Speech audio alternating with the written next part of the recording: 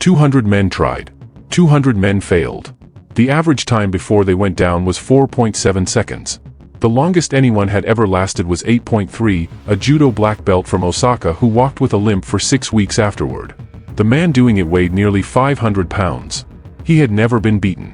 Not once. Not in 15 cities. Not in 200 attempts. The $80,000 in the briefcase at the edge of the stage had never been touched. Then a 138-pound man stood up from row 14 and said, quietly, the way you'd order coffee, I'll try. What happened next made 800 people stop breathing simultaneously. But here's what nobody talks about. Bruce Lee never collected the money. Never asked for it. Never even looked at the briefcase. What he came to prove that night had nothing to do with $80,000. And by the time it was over, 500 pounds of undefeated human mass was standing frozen on that stage with Bruce Lee's open palm 1 inch from his jaw, understanding for the first time in 203 fights that he was not the most dangerous person on this stage. Stay with this story. Because what Bruce Lee figured out in a phone call 3 days before this night, the single calculation that made the impossible look effortless, is the thing that will change how you think about every problem you've ever believed was too big to solve. Now before we get to that stage, I want to speak directly to those of you who've been around long enough to understand something the younger generation is still learning. You've spent decades watching the world tell you that size wins. That the bigger budget wins, the bigger company wins, the bigger name wins, the more resources always beat the fewer resources. You've been in rooms where someone twice your size, in status, in power, in authority, tried to use that mass to end a conversation before it started. What happened in the Grand Olympic Auditorium on November 11, 1967 is not a martial arts story.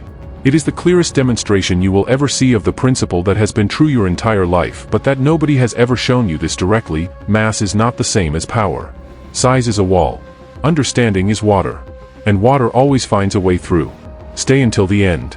Because the phone call Bruce made 3 days before this night contains one question, one single question, that will rearrange how you see every opponent you've ever faced who was bigger than you.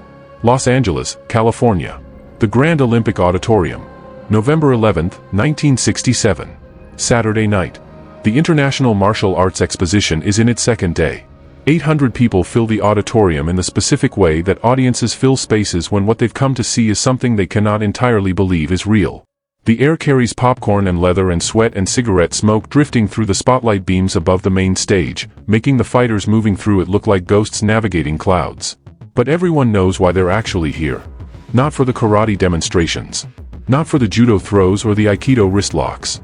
They're here for what's printed in bold red letters on every poster plastered across martial arts schools from San Diego to San Francisco. The Mountain Challenge. Survive 10 seconds. Win $80,000. Below that, a record that reads like a casualty report. 200 challengers. 200 defeated. Average survival time, 4.7 seconds. And below that, a single question designed to reach into the chest of every martial artist who read it and squeeze their ego until it either inflated or collapsed. Are you brave enough? In the 14th row, a small man in a black mandarin collar jacket reads the program. His eyes stop on that number. 4.7 seconds. He reads it again. His expression doesn't change. His name is Bruce Lee. 27 years old. 138 pounds. 5 feet 7 inches. Something behind his eyes just changed. But nobody in this auditorium knows it yet. 3 days earlier, his student Dan Inosanto had called him. Dan had 2 extra tickets to the expo. But that wasn't why he called. He called because he knew what Bruce Lee could never resist. A problem that no one had solved. Dan said, "There's a man at the expo. Almost 500 pounds. He's been crushing martial artists across the country. 200 challengers in 15 cities. Nobody has lasted 10 seconds. Not karate black belts, not judo champions, not wrestlers, not boxers, nobody." Bruce was quiet on the phone. Dan knew that silence. That silence meant Bruce Lee's brain had shifted into a gear that most human minds don't have. The processing gear. The problem-solving gear. The gear that turned a skinny kid from Hong Kong into the most dangerous 138 pounds on the planet. "What's his technique?" Bruce asked. "That's the thing," Dan said. "He doesn't really have one. He just grabs you. And once he grabs you, it's over. The strength is so overwhelming that technique becomes meaningless. He picks men up and throws them, pins them, crushes them. One man in Chicago broke 3 ribs just from being pressed against the mat." Bruce asked a second question. "How does he grab?" Dan paused. "What do you mean?" "I mean his entry. How does he close the distance? Does he rush? Does he wait? Does he circle? Left hand or right hand first? Does he reach high or low? Dan thought about it. He rushes, Dan said. Straight forward, both arms wide like a bear. He tries to wrap you up. Once he gets his arms around you, your feet leave the ground and the fight is over. Bruce said nothing for 4 seconds. Dan counted. Then Bruce spoke. A bear hug requires both arms around the body.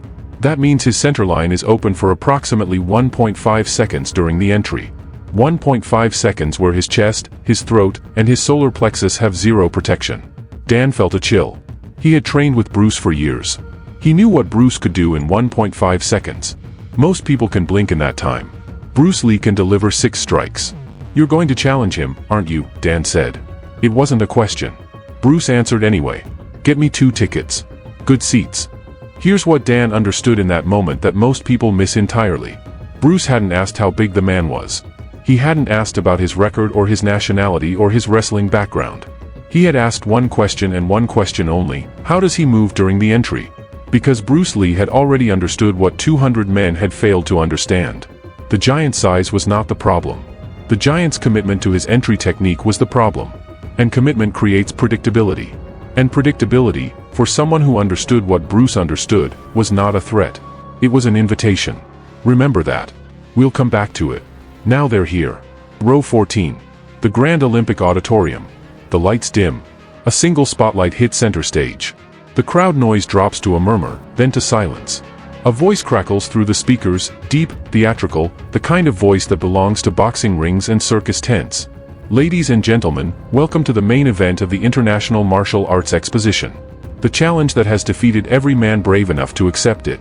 The announcer pauses. He's done this in 15 cities. He knows how to sell fear.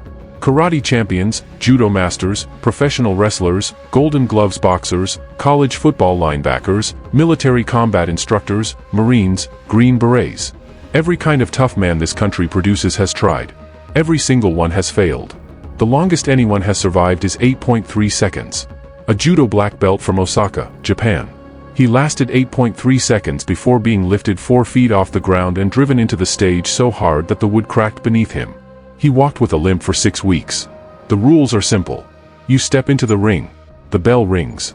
If you are still on your feet, still conscious, and still inside the ring after 10 seconds, you win $80,000 cash. A man in a black suit stands at the edge of the stage holding an open briefcase. Inside, stacks of $100 bills. Green, crisp, real. The spotlight catches the money. It glows. 800 people stare at it. $80,000, right there. Touchable. Takeable. If you can survive. Now please welcome the man who has made that money untouchable. The undisputed, undefeated, unstoppable force of nature. Standing 6 feet 3 inches, almost 500 pounds. The Mountain. Viktor Kranov. The stage shakes before you see him. That's not metaphor. The actual wooden stage vibrates as he walks out from behind the curtain. You feel him before you see him. The audience gasps. They've seen big men before. Sumo wrestlers on television. Strong men at county fairs. This is different. Viktor Kranov is not fat, that's the terrifying part. He is massive in a way that seems biologically wrong. His shoulders are wider than most doorways. His chest is a barrel wrapped in skin stretched to its limit. His thighs are thicker than most men's waists. His hands hang at his sides like 2 flesh-colored catcher's mitts, each finger the width of a normal man's thumb. His neck has disappeared entirely into a mountain range of trapezius muscle connecting his skull directly to his shoulders. He walks to center stage and stands under the spotlight. Doesn't flex. Doesn't pose. Doesn't need to. His existence is the demonstration. The shadow he casts covers half the stage. The audience is silent. Not the respectful silence of a karate tournament. Terrified silence. The silence of animals who sense a predator. Viktor doesn't speak. He never speaks during a challenge. Not in 15 cities. Not in 200 fights. He walks to the edge of the stage, picks up a wooden folding chair, standard issue, the kind you sit on at church gatherings and school assemblies. He holds it in one hand the way a normal person holds a pencil. Then he closes his fist. The chair doesn't break. Doesn't snap. It compresses. The wood crumples inward like paper. The metal legs bend like soft wire. In 3 seconds, a functional chair becomes a twisted knot of wood and metal no bigger than a basketball. He drops it. It hits the stage with a dead thump. The audience doesn't clap. Doesn't breathe. One woman in the 5th row stands up and leaves. She's seen enough. She doesn't want to watch what that hand does to a human body. 3 challengers go before the announcer scans for a fourth. A Marine, 230 pounds. Crew cut, military bearing, the specific confidence of someone who has been trained to handle extreme physical situations. He lasts 3.1 seconds. His feet leave the ground at 2.4. His face goes white. He taps 3 times fast, the universal signal for I surrender, please stop. He sits on the stage gasping, holding his ribs, eyes wet with involuntary tears from the pressure on his chest cavity. A wrestler from UCLA, 260 pounds, with the low center of gravity and explosive hip drive that wrestling develops over years of competition. 5.2 seconds. His technique works for approximately 2 seconds before Victor simply overpowers the leverage and the mass differential reasserts itself like a law of physics being corrected.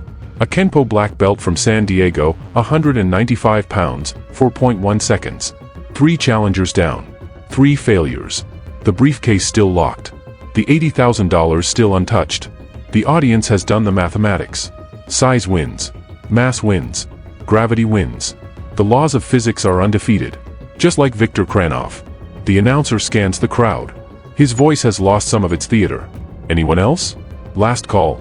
$80,000. 10 seconds. Anyone? Silence. Nobody moves. The audience has done the calculation. 200 men have tried. 3 more just failed in front of their eyes. Different styles, different backgrounds. Same result. Grabbed, lifted, crushed, done. The announcer waits. He's about to close the challenge. About to add 3 more names to the list of the defeated. 203 and counting. I'll try. The voice is quiet, conversational. It comes from the middle of the auditorium. Row 14.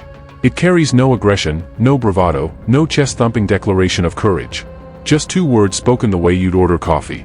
I'll try. The announcer squints into the darkness beyond the stage lights. Who said that? A man stands up. Row 14, seat 6. Black mandarin collar jacket, black pants, no uniform, no visible belt. He is small. That's the first thing everyone notices, not just regular small, but small in the context of what he's volunteering for. The 3 men who just failed weighed 230, 260, and 195 pounds. This man looks like he weighs less than all of them. Significantly less. Murmurs ripple through the audience. Some people laugh. Not cruel laughter. Protective laughter. The kind that says please don't do this to yourself. A woman 3 seats away whispers to her husband, someone should stop him. He'll get killed. The announcer hesitates. Sir, are you sure? This is full contact. No weight classes, no protective gear. You understand what you just saw? I saw it clearly, the man says. His voice is calm. Almost amused. That's why I'm volunteering. Dan Inosanto grabs Bruce's sleeve. His whisper is urgent, Cantonese mixed with English. Bruce, I brought you here to watch. Not to fight. You weigh 138 pounds. He weighs 500. That is 360 pounds of difference. This isn't philosophy.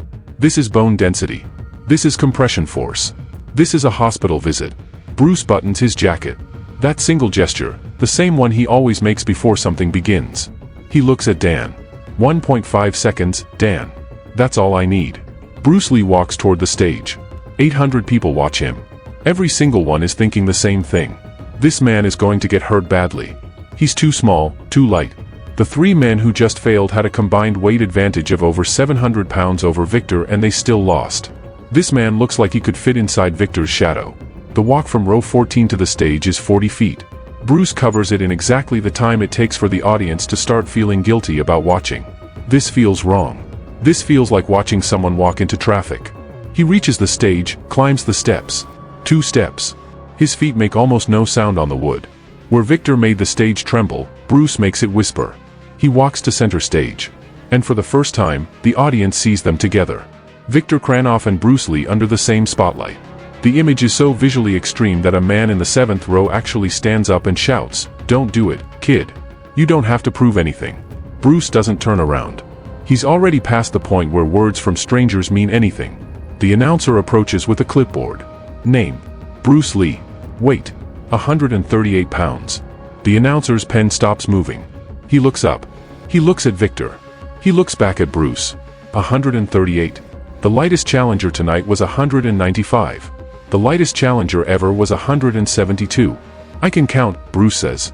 The announcer stares for a moment, then writes it down. Martial arts background. Jeet Kune, Wing Chun. Chinese boxing. The announcer has never heard of Jeet Kune. He writes Chinese martial arts and moves on. Any injuries or medical conditions we should know about? None, Bruce says. But you should have a medical team ready. The announcer blinks. We always do for the challenger. Bruce looks at him. His expression is perfectly neutral. I wasn't talking about me. The announcer walks away confused. Victor stands in his corner, watching the small man approach. He has heard the stats. 138 pounds. He processes this information the way he processes all challenger information, irrelevant. Whether the man weighs 138 or 238, the result will be identical. Grab, lift, squeeze, drop. Next. But something makes Victor look twice. He can't identify it. Something in the way this small man moves. His feet aren't planted the way frightened men plant their feet, wide, rigid, bracing for impact. This man's feet are light. His weight is slightly forward, just enough to suggest that he isn't preparing to defend. He's preparing to attack. Victor dismisses the thought. Attack what? His kneecap? Victor has 360 pounds on this man. There is nothing to attack when you are facing a mountain. Mountains don't have weak points. Mountains just exist. And everything smaller than a mountain eventually gets crushed. The bell rings. Victor does what Victor always does. He explodes forward, both arms wide, head down, 500 pounds of human freight train covering the distance between them in under 2 seconds. This is the moment that has ended 200 men. The rush. The avalanche. The tsunami of flesh and bone that no technique in any martial art has been able to answer. Every previous challenger has done one of three things. Some freeze, paralyzed by the sight of 500 pounds charging at them. They get grabbed while standing still. Some retreat, backpedal, try to escape. Victor is faster than he looks. He catches them at the ropes. Some attack, throw a punch, a kick, a desperate technique that bounces off Victor's body like rain off concrete. Then they get grabbed. Freeze. Retreat. Attack. 3 options. Hundreds of attempts. All of them failures. Bruce Lee chooses option 4. The option that doesn't exist. The option no one has tried because no one has thought of it. He moves forward. Not backward. Not sideways. Forward, into the charge, toward 500 pounds of oncoming destruction. The audience gasps. Several people look away. They don't want to see the collision. A 138-pound man moving toward a 500-pound freight train is not bravery. It's mathematics. And the mathematics say this man is about to be destroyed. But Bruce Lee doesn't collide with Viktor Kranov. In the 1.8 seconds it takes Victor to cross the ring, Bruce has moved forward and to the left. Not far, 18 inches. Just enough to be outside the arc of Victor's outstretched arms. Just enough to let 500 pounds of committed momentum rush past him the way a train passes a man standing 1 foot from the tracks. You feel the wind. You feel the ground shake. But you are untouched. Victor's arms close on empty air. His momentum carries him 2 steps past where Bruce was standing. For the first time in 203 challengers, Viktor Kranov has grabbed nothing. He turns around. His expression shows something that has never been on his face in this ring before. Not anger, confusion. The specific confusion of someone whose reliable system has produced an unfamiliar result and does not yet have a category for it. This has never happened. In 203 attempts, no one has ever made him miss. He resets. Faces Bruce. Charges again, faster this time, angrier. Arms sweeping wider, covering more area, leaving no apparent escape route. Bruce moves again. Same direction, left. But this time, as Victor's massive right arm sweeps past, Bruce's left hand touches it. 2 fingers on the inside of Victor's wrist. Not pushing, not grabbing, guiding. The arm that was meant to trap him continues its arc, but now travels 2 inches further than Victor intended. 2 inches. In combat, 2 inches is the difference between capture and freedom. Victor's arms close behind Bruce, behind him, grabbing each other instead of their target. 500 pounds of confused momentum stumbling forward while a 138-pound man stands calmly behind him like a matador who has just let the bull pass. 800 people cannot process what they are seeing. Their brains reject it. This small man is not just surviving. He is making the giant miss repeatedly, effortlessly, as though it's choreographed. But it isn't choreographed. Victor's frustration is real. His confusion is genuine. His breathing is getting heavier. He has never worked this hard. Never had to chase a challenger. Challengers come to him, get grabbed, and fail. That is the script. This man is rewriting the script. Victor charges a 3rd time. Every ounce of 500 pounds committed. No technique, no strategy, pure animal aggression. The mountain coming down on a village. No more arc to the arms, just forward, overwhelming, total. And this time, Bruce doesn't just evade. He steps inside. Close. Impossibly close.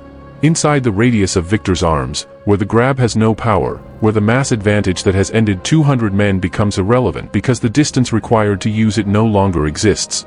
His right foot plants between Victor's massive boots. His right hand rises, open palm, aimed upward at Victor's chin. It stops 1 inch away. Not a punch. A message. 1 inch between Bruce Lee's palm and Viktor Kranoff's jaw. 1 inch between consciousness and unconsciousness. 1 inch between standing and falling. 1 inch between the mountain and the ground. Bruce holds it there. 1 second. 2 seconds. 3. Viktor freezes. His eyes cross, trying to focus on the hand below his chin. He understands. For the first time since he started this challenge, in this moment, on this stage, in front of these 800 people, Viktor Kranoff understands that he is not the most dangerous person here. The arena holds its breath for 3 full seconds. Then it detonates. 800 people erupt simultaneously, screaming, standing, stomping the old wooden floor until it shakes harder than Victor's footsteps ever did. They have just witnessed the impossible. A 138-pound man didn't just survive. He made surviving look unnecessary. He made the mountain miss twice, guided its own weight against it on the 3rd attempt, and ended the exchange with an open palm 1 inch from a jaw that 500 pounds of muscle had never had to protect before. The briefcase sits at the edge of the stage. $80,000. Untouched. Bruce Lee never collected it. Never asked for it. Never looked at it.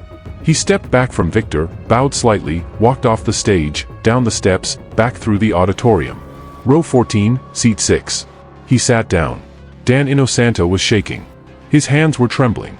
How many seconds was that? Bruce picked up his program, opened it to the page he had folded, smoothed the crease with his thumb. "I wasn't counting," he said. "I told you I wasn't interested in surviving 10 seconds. Here's what happened in that phone call 3 days earlier that 200 men never figured out." Bruce had asked one question: how does he close the distance? Not how big is he? Not what's his record? Not what happened to the men who tried? How does he move during the entry? Because Bruce understood something about committed force that most people spend their entire lives not understanding. Committed force has 2 qualities simultaneously. It is its most dangerous at the moment of commitment. And it is its most vulnerable at exactly the same moment. The instant Victor's full weight was moving in a direction was the instant that direction could not be changed. 500 pounds of committed momentum going one way was not more difficult to avoid than 50 pounds. It was easier, because more mass required more time to redirect, which meant the window of opportunity was larger, not smaller. The thing everyone in that auditorium believed was Victor's greatest advantage was actually the specific condition that Bruce had identified as the entry point for a solution. This is the thing that the man in the 7th row who shouted "Don't do it" didn't understand. This is the thing the woman who whispered someone should stop him didn't understand. This is the thing all 200 previous challengers didn't understand. The mountain wasn't unbeatable because of its size. The mountain was unbeatable because everyone who faced it brought the same 3 responses: freeze, retreat, attack directly, and all 3 responses accepted the mountain's terms. All 3 engaged with the mass on the mass's terms. Bruce brought a 4th response, which was to refuse the terms entirely. To identify the specific moment when the mass was committed and therefore vulnerable, and to be exactly where the mass was not, at that exact moment, having already decided in a phone call 3 days earlier where that place would be. 1.5 seconds. That was the window. Identified in advance through 1 question about movement rather than 20 questions about size. The briefcase sat untouched at the edge of the stage because Bruce hadn't come for the money. He had come because Dan had told him about a problem that no one had solved. And a problem no one had solved was not a reason for caution. It was a reason to find the question that no one had asked. How does he move during the entry? 800 witnesses. 203 challengers before Bruce, all of them defeated. One who wasn't. November 11, 1967. The Grand Olympic Auditorium. The night the mountain met the water.